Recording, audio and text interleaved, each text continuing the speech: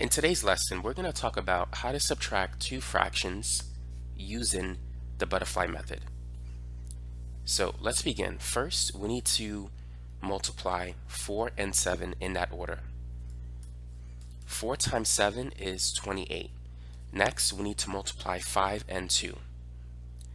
And the 2 is associated with the negative sign, so this is going to be minus. 5 times 2, when we multiply, it gives us 10. And then we're going to multiply 5 times 7, which is 35. Now, 28 minus 10 is 18. So the answer is going to be 18 over 35. Now, for the sake of practice, let's try another example.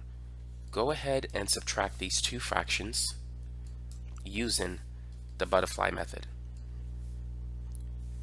So first we need to multiply these two numbers.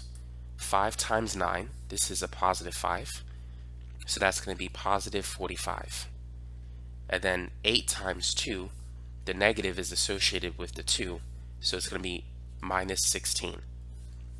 And then we can multiply the two denominators. 8 times 9 is 72. Now 45 minus 16, let's do some old school subtraction. 45 minus 16, we need to borrow a 1, so this will be 3. The 5 becomes 15. 15 minus 6 is 9. 3 minus 1 is 2, so we get 29.